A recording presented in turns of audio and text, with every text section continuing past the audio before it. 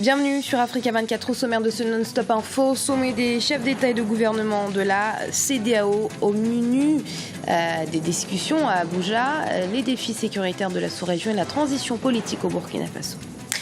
Moins de casques bleus en République démocratique du Congo, c'est le souhait exprimé par le président congolais Joseph Kabila. Selon le chef d'État, la situation qui prévaut actuellement dans le pays ne justifie pas une présence importante des forces internationales. La comédie a été introduite récemment au Rwanda pour la développer davantage. Les comédiens rwandais multiplient les spectacles, un succès dans les salles qui restent néanmoins confrontées à un défi d'infrastructure. Ouverture donc ce lundi à Abuja au Nigeria du 46e sommet de la CEDEAO, la communauté économique des États d'Afrique de l'Ouest. Les chefs d'État et de gouvernement de l'organisation doivent examiner le rapport annuel 2014, également au programme des pourparlers la transition politique au Burkina Faso, mais aussi la situation politico-sécuritaire dans la sous-région. Reportage de notre correspondante Afolake Oyinloye, commentaire Franck Noudofina. Ce sera le dernier sommet avant le 40e anniversaire de la CEDEAO. Les chefs d'État de la communauté économique des États de l'Afrique de l'Ouest se penchent sur l'avenir de la sous-région en matière de développement. Sur le plan politique, les chefs d'État se réjouissent des progrès notables pour relever les défis sécuritaires et la transition politique pacifique au Burkina Faso. Je suis ravi d'accueillir ici notre cher frère et collègue, son Excellence Michel Kafando, le président par intérim de la République du Burkina Faso. Sa nomination reflète la maturité du peuple burkinabé. La CEDEAO réaffirme aujourd'hui son engagement pour la démocratie et la bonne gouvernance. Désormais, c'est la tolérance zéro pour toute modification anticonstitutionnelle. Nous devons aujourd'hui parler d'une seule voix dans le cadre de la résolution des conflits au sein de la communauté. Ils ont aussi loué les efforts fournis par les États dans le cadre de la lutte contre la fièvre à virus Ebola. Des efforts qui ont permis d'éradiquer ce fléau dans certains pays comme le Nigeria, le Sénégal ou encore le Mali. Je tiens à remercier et à féliciter l'énorme contribution de nos partenaires bilatéraux et multilatéraux, ainsi que des particuliers qui contribuent de diverses façons pour contenir le fléau de la maladie mortelle Ebola. L'un des points importants de cette rencontre est la mise en place à partir du 1er janvier 2015 du tarif extérieur commun. Une mesure qui favorise l'intégration régionale. Il y a en effet l'entrée en vigueur du tarif extérieur commun le 1er janvier 2015. La lutte contre le terrorisme, le trafic de drogue et le crime organisé, la tenue d'élections apaisées, transparentes et démocratiques dans 5 États membres et le suivi de la transition au Burkina Faso, sans oublier l'opérationnalisation de la stratégie pour le Sahel. La 46e session ordinaire de la conférence des chefs d'État et de gouvernement de la CEDEAO a également insisté sur l'importance de l'année 2015, une année au cours de laquelle la communauté va célébrer ses 40 ans d'existence. Au Gabon, la grève initiée par l'Organisation nationale des travailleurs du pétrole, l'ONEP, principal syndicat de l'industrie pétrolière, continue toujours de perturber les activités sur l'ensemble du pays. À Libreville, la capitale, par exemple, la pénurie de carburant a entraîné une augmentation des tarifs pour les courses de taxi. Pour rappel, l'ONEP a durci le mouvement face au refus du gouvernement d'engager des négociations. Le syndicat réclame la suppression des cotisations des agents du secteur pétrolier à la Caisse nationale d'assurance maladie universelle. Et le président congolais Joseph Kabila a appelé à une réduction des casques bleus en République démocratique du Congo.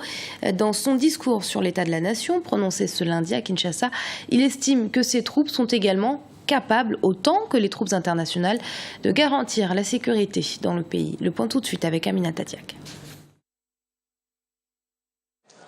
Le président Joseph Kabila souhaite une réduction des casques bleus en République démocratique du Congo. L'annonce a été faite dans son discours sur l'état de la nation prononcé devant les deux chambres réunies en congrès ce lundi 15 décembre 2014 à Kinshasa, la capitale.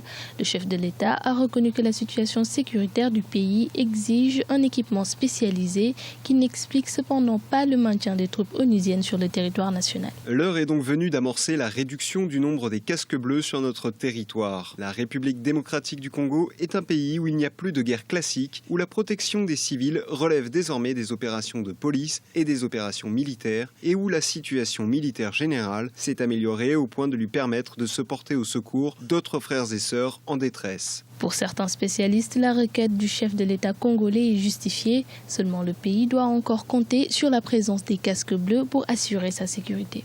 On se pose la question pourquoi le président Kabila ne demande pas le départ tout simplement de la MONUSCO. Pourquoi une partie?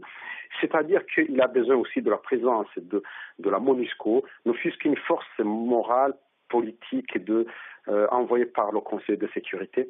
Mais sur le plan militaire, on peut dire que l'armée congolaise n'est pas dans la capacité de défendre surtout les frontières de l'Est. Au niveau politique, c'est question de souveraineté, il peut demander le départ, mais sur le plan sécuritaire, il a besoin encore de la MONUSCO. C'est pour ça qu'il demande d'ailleurs qu'une partie parte. Les casques bleus sont présents en République démocratique du Congo depuis 1999.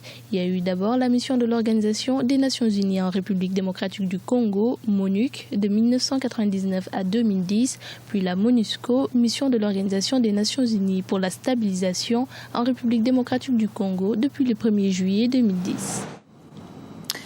Dans le reste de l'actualité, en Côte d'Ivoire, la DDR, l'autorité pour le désarmement, la démobilisation et la réintégration, a signé ce lundi à Bouaké une convention avec l'association des démobilisés de Côte d'Ivoire, une convention qui doit permettre aux deux organismes de travailler ensemble pour un désarmement et une réinsertion des anciens combattants rapide et efficace. À noter que pour l'instant, la DDR assure avoir réussi l'intégration dans la vie civile de 60% des 74 000 ex-combattants, soit près de 40 000 personnes. Il en reste aujourd'hui 30 000.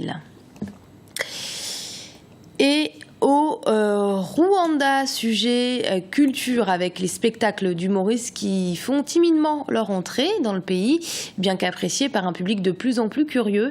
Le manque d'infrastructures reste le plus gros défi. Reportage de notre correspondant Oliva Jacotin. Donner de la vitalité à l'humour au Rwanda, c'est le défi que s'est lancé ce groupe de comédiens rwandais. Depuis près de 5 ans, ils essayent de présenter régulièrement des spectacles avec des moyens limités pour conquérir le cœur du public. Nous sommes ici à l'un de leurs spectacles à Kigali. Grâce à leurs différents talents, ils ont décrit l'actualité à travers le rire. Il s'agit surtout des élections souvent peu crédibles en Afrique et de l'isolement des pays touchés par la maladie à virus Ebola. On sent beaucoup de panache et beaucoup de générosité surtout. Et j'ai beaucoup apprécié la générosité. Je me suis vraiment beaucoup marré plus d'une fois. J'ai suivi en fait le groupe depuis qu'ils ont commencé, il y a des années de ça.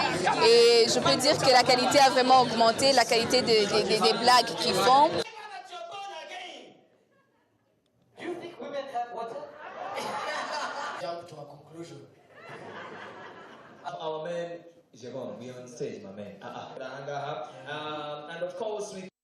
Mon bilan, c'est du genre, c'est positif, c'est du genre, ça monte tous les jours. Avant, au début, on avait juste 24 personnes, on n'avait rien, on n'avait même pas de salle, on n'avait même pas de sponsors. Maintenant, on a 2 sponsors, on a des gens qui viennent dans nos shows chaque mois, on a une salle maintenant et on a des opportunités. On voyage maintenant, on a presque tout. Il reste juste maintenant avoir des gens comprendre la comédie au Rwanda et se faire un peu plus de fric et aussi faire une carrière dans ça.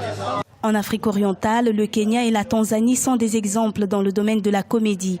Les comédiens rwandais invitent régulièrement certains de leurs homologues de la région aux différents spectacles pour un échange d'expériences. Et ce journal a été préparé par l'ensemble de la rédaction. Merci de l'avoir suivi. Restez sur Africa 24 dans un instant, une nouvelle édition de l'actualité.